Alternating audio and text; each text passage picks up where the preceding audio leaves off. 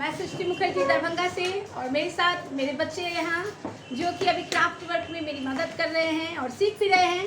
यहाँ इस बच्चे ने पर्यायवाची शब्द के बारे में क्राफ्ट वर्क को फिनिश किया है, जिसमें आप देख रहे हैं ये पर्यायवाची का जो ये मॉडल है, ये क्लास 5 से लेके 8 या 10 तक के बच्चे को हेल्पफुल होता है, एग्जाम्स में पूछे जाते हैं।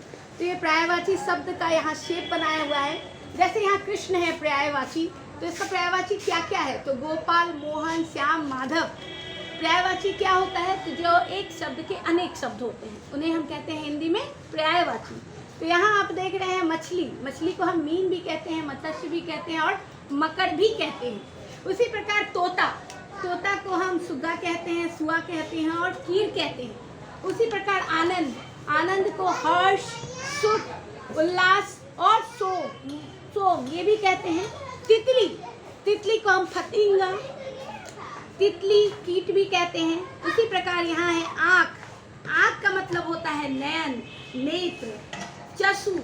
उसी प्रकार है यहाँ कंचन, कंचन का मतलब होता है हेम, कर्ण, सोना, स्वर्ण। यानी कि एक शब्द के अनेक रूप। यहाँ है वृक्ष, वृक्ष आपका जानते ही हैं, पेड़, सखा, तरु, ये सभी वृक्ष के नाम है। आकाश, आकाश यानी अंबर, नभ, गगन, ये सभी आकाश के पर्यायवाची हैं। प्रभु, ईश्वर, भगवान, ईश, परमात्मा, परमेश्वर, ये सभी हमारे भगवान के पर्यायवाची नाम हैं।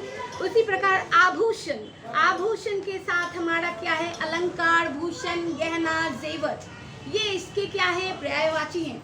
हाथी, हाथी को हम गज भी कहते हैं, नग भी कहते हैं, मतंग भी कहते हैं, कड़ी भी कहते हैं। और अंश, अंश का मतलब शरीर, देह, तन। उसी प्रकार आमी का मतलब पीयूष, सुगंधा, शोभ। उसी प्रकार यहाँ देखिए है अर्जुन, अर्जुन का मतलब पाठ, छोटा, पदुदंड, गोडकेश।